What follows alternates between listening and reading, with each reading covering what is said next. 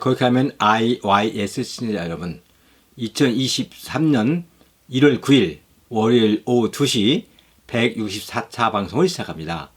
거기 가면 IYS는 나가자, 세계로라는 깃발을 높이 들고 세계 시민의 기치 아래 진실과 정의를 바탕으로 세계 평화와 인류 공영, 그리고 한반도 평화 통일을 지향합니다.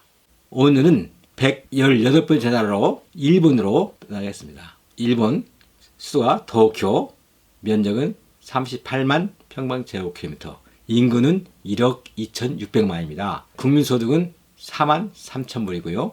언어는 일본어, 독립은 1952년 4월 28일 했죠. 먼저 일본의 지도와 국기 그리고 국장을 한번 보시죠. 일본은 동아시아에 있으며 국토는 태평양에 있는 4개의 섬인 홋카이도, 혼슈, 시코쿠, 규슈 4개의 섬을 중심으로 해서 6,582개의 작은 섬으로 구성되어 있는 또 화산 활동을 통해 형성되었습니다. 수도인 도쿄와 이를 둘러싼 현들을 포함한 수도권은 세계에서 가장 큰 메트로폴리스 형태로 약 4천만 명, 서울은 약 2천만 명이라고 하죠. 서울권이 여기 4천만 명입니다. 거주하고 있습니다. 현재의 일본은 1945년 포츠산 선언에 서명한 이후에 1947년에 제정 시행된 일본국 헌법에 의해 성립된 국가입니다. 일본은 한국과 독도, 중국과 다유도, 러시아와 크릴열도 4개의 섬을 두고 영유권 분쟁을 벌이고 있습니다. 2차 대전 전범국이나 독일과는 다르게 한국전쟁으로 중국과 소련을 견제하기 위하여 미국이 일본의 군비 증강을 용인하고 있습니다. 국기는 태양을 상징하는 적색 원이 가운데 위치해 있고, 국장은 국가와 왕실이 사용하는 문장으로 16개의 잎을 가진 국화를 2겹으로 표현하고 있습니다. 그럼 시로 노래하는 세계여행에서 일본 시 한 편을 소개합니다. 스모의 땅, 일본이요. 유라시아 동쪽에 태양이 솟아오르는 곳에 태평양 바람 맞으며 활처럼 휘어져 있네. 혼슈, 한반도 크기 1억 명이 모여 사네. 새 동생과 다리 연결 모두가 연결됐네. 춥구나 홋카이도, 시마부라 능풍에 고맙고 만나네. 애답다 눈나라 사랑. 사계절 따뜻하다 육구왕국 오키나와, 시도록 푸른바다 끝없는 모래사장. 미군기지 변하여 프로야구 전지훈련 일세. 시넨토지 절 다다이유 왕인 박사하며, 그리고 광유사 꼬류지. 이게 일본 열도인가 백제의 옛 태전인가. 일본은 아는가.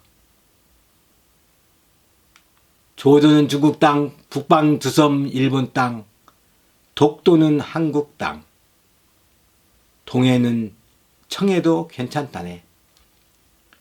8월이니 20경기였구나.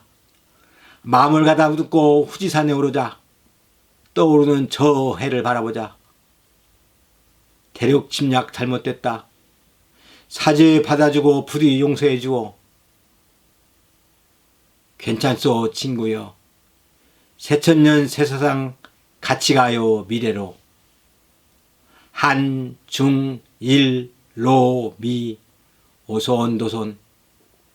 세계 경제 번창하고 세계 평화 만만세. 일본 역사 시대를 구분은요, 고고학과 역사학으로 구분합니다. 고고학에서 시대 구분은 구석기 시대, 선토기 시대라고 하죠. 조문시대, 야요시대, 고운시대, 그리고 역사시대적으로 일반적으로 나누는데, 한편 역사학상에서 시대 구분은 일반적으로 고대, 아스카 시대 및 그 이전이죠. 중세, 가마쿠라 시대에서 무로마치 시대를 거쳐 센코쿠 시대까지, 근세, 아즈치 모모야마 시대에서 에도 시대, 그리고 근현대 시대, 메이지 시대, 다이쇼 시대, 쇼와 시대, 또 지금 헤이세이 시대죠. 일본이라는 국호는 8세기 전반에 처음 나타났습니다. 약 3만 년 전에 시작된 고대인은 당시 아시아 대륙과 붙어 있었기 때문에 시베리아나 화베이 일대의 몽골 인종과의 문화 교류가 이루어졌습니다. 유라시아 대륙과 연결되어 인류 왕래가 이루어진 일본 열도는 최후 간빙기를 거치면서 약 1만 2천 년 전에 대한해협, 현해탄과 스가르 해협의 생성과 함께 유라시아 대륙에서 완전히 분리되었습니다. 1만 2천 년 전에. 기원전 8세기경 이후 대륙으로부터 벼농사를 중심으로 한 문화 양식이 전해지면서 각지의 문화나 군의와 같은 정치 조직이 천천히 형성되어 1세기, 2세기 전후에는 각 군의의 연합체로서 외국이라는 대규모 정치 조직이 처음 출현했습니다. 이 연합 정치 조직은 3세기에서 4세기 사이에 야마토 정권으로 발전했고, 그러다가 663년 백제 부흥 운동에서 백제를 도왔다가 신라와 당나라에 패배하고 백제의 지배계층이 대량 일본으로 유입되어 7세기 후반 한자 문화권에 본격적으로 흡수되어 백제식 법체계, 사회제도를 급속도로 받아들여 8세기 초에 고대 율령 국가 체제가 완성되기에 이르렀습니다. 한편으로 무로마치 시대의 센코쿠 시대까지 명나라에 조공을 해가했으며 쇼문 가문인 아시카가시가 명나라 천자로부터 일본 국왕으로서 책봉을 받기도 하였습니다. 도쿠가와 이에스는 토요토미 히데요시가 조선 침략으로 죽은 이후에 정권을 둘러싸고 벌어진 세키가하라 전투에서 이시다 미스나리를 누르고 에도 막부를 건설하였죠. 평화의 지속은 교통, 상공업 발전과 시정인의 대두, 화폐 경제의 성립, 다수의 도시가 출현하였죠. 19세기 중엽 서양 제국주 국가들의 침략과 교류 과정을 거치면서 에도 막부는 붕괴되고 근대로 이행하였습니다. 에도 막부의 붕괴 이후 메이지 유신을 맞이한 일본은 군대 국가 건설을 빠르게 건설하였습니다. 그리고 난세이 제도와 류쿠구, 지금 오키나와죠. 류쿠구를 실효적인 지배력을 확보하여 지금의 일본 영토 범위가 확정되었습니다. 한편으로 1885년 내각제도가 성립하였고 1889년에는 일본 제국 헌법을 제정하여 이듬해인 1896년 중흥원 선거를 실시해 제국의회를 설치함으로써 명목상의 입헌국가가 되었습니다. 이와 함께 20세기 초반까지 청일전쟁과 러일전쟁을 통해서 당시 조선이죠. 대한제국, 타이완, 미카라 후토, 사할린섬이죠. 사할린섬 남부를 강제 합병하고 상하이 등 중국 주요도시에 조차지를 설치하는 등 주변국 침략에 뛰어들었습니다. 1930년대 군부의 정치적 대두와 함께 무리한 주변국 침략을 감행하여 주변국의 저항과 미국 등 기존 열강과의 충돌을 통해서 일어난 태평양 전쟁에서 결국 패배하게 되었습니다. 태평양 전쟁의 패배로 인해 주권을 상실한 일본은 주권을 상실해버렸죠. 연합군의 지휘하에서 청일전쟁 이후에 조약으로 활동하였거나 강제 병합 불법으로 활동한 대부분의 영토에 대한 권한을 주변국에 되돌려 주었습니다. 또 국가제도 개혁이 이루어져 현재의 평화헌법 제정이 이루어졌으며 1952년 샌프란시스코 강화조약을 통해 주권을 회복하고 1972년까지 아마미 제도, 오키나와 현유 영토권을 미국으로부터 받았습니다. 한편 1970년대에 이른 경제의 고도성장은 1980년대에 이르러 버블 경제라고 부를 정도로 일본 경제를 크게 번성시켰습니다. 그러나 과도한 부동산 매입과 주권 매입 등으로 1990년부터 부동산과 주식 가격의 폭락이 진행되어 많은 기업과 은행이 도산하 있고 10년 이상 0% 성장을 기록하는 등 불황 상태에 빠졌고, 그로 인하여 지지를 상실한 자민당이죠. 자민당은 한때 10개월 정도 정권을 상실하기도 하였다가 진보 정당과 연정을 거쳐 계속 55년 체제의 집권 권력을 유지했습니다. 그러나 2009년 8월 30일에 치러진 제45회 중의원 총선거에서 민주당이 자유민주당의 압승을 거둬 전후 최초로 안전한 정권 교체가 이루어져 2009년 9월 16일에 하토야마 6.25 대각이 성립하였죠. 그러나 경제난과 2011년에 발생한 도호쿠 지방 태평양 해역 지진 등으로 신임을 잃은 민주당 정권은 2012년 중의원 선거에서 자민당이 다시 여당자를 빼앗겼고 2012년 자유민주당은 아베 신조를 중심으로 한 내각이 출범했고 현재는 기시다 내각이 이끌고 있습니다. 저는 부산에서 관부 연락선을 타고 2015년 9월에 저희 내와 박민서 내우가 함께 대마도를 갔습니다. 관광 간 거죠. 남대문 시장처럼 붐비는 부산항 신국제여객 터미널을 출국장을 벗어나 300명을 태운 쾌속 여객선인 오션플라워가 물살을 가르고 출항하였고, 배는 짙은 안개로 사방이 하얗게만 보이는 현해탄을 2시간 날려 대마도 이즈와라항에 도착하였습니다. 5대양 6대지를 달지만 처음 관광으로 가는 일본이었습니다. 이래서 일본은 멀고도 가까운 이웃이라고 했던가요? 저희 일행 4명은 먼저 조선왕조 최후의 공주인 덕혜옹주, 고종의 딸이죠. 그리고 지금 전주에 사는 이석 황자의 고모입니다. 덕혜옹주 유적지를 찾았습니다. 금속성 성안에 있는 비운의 덕혜옹주 결혼 봉축비 옆에는 무궁화 꽃나무가 많이 자라고 있었습니다.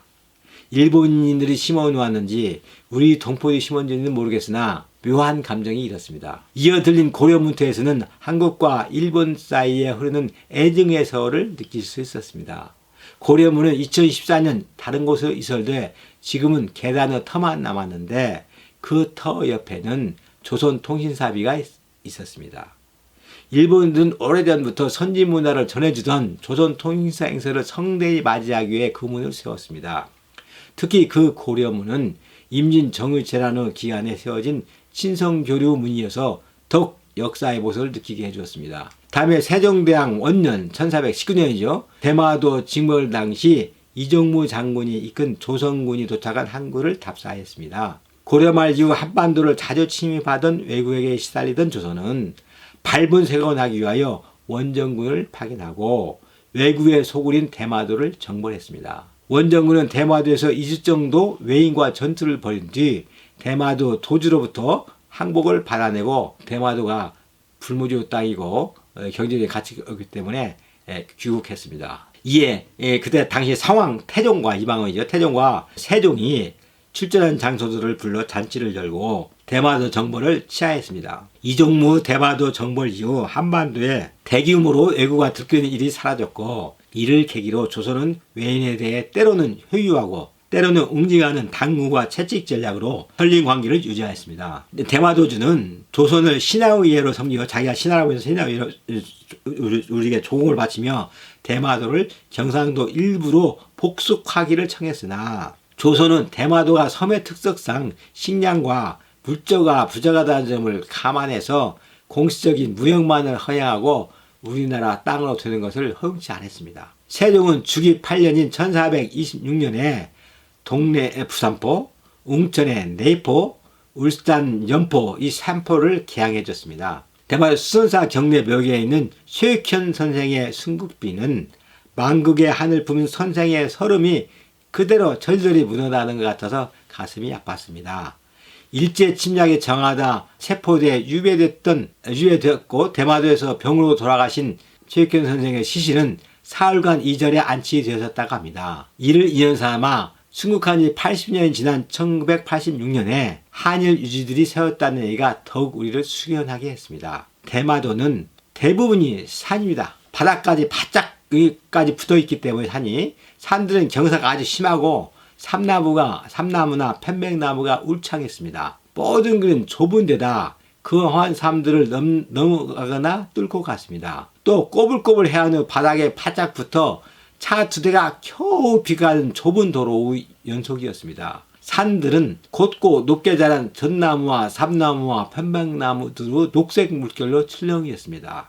대마도에 나무만 베어 팔아도 일본이 5년 먹고 산다는 말이 실감났습니다. 전나무와 편백나무로 뒤덮인 도로를 달려가 만제키바시다리 우리말로는 만관교죠. 만관교로 갔습니다. 일본 제국이 섬의 서쪽 아서완에 있는 군함들을 동쪽 바다로 빨리 옮기기 위해서 1900년에 섬의 가운데를 끊어 운하를 만들고 그 위에 놓은 다리입니다. 원래 하나로 이어져 있던 대마도는 일본 제국의 전략 때문에 허리가 끊어져 남북 두 섬으로 분리된 것이죠.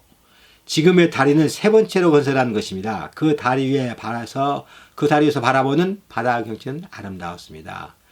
만관교를 떠나 우리는 일본의 다도해나 일본이 한국의 다도해나 하롱베로 불리는 아소마누 절경이 내다보이는 에보시다케 정상의 전망대에 올랐습니다. 바다에 떠있는 수십 개의 섬들이 빚어내는 풍광은 정말 우리 다도해처럼 절경이었습니다.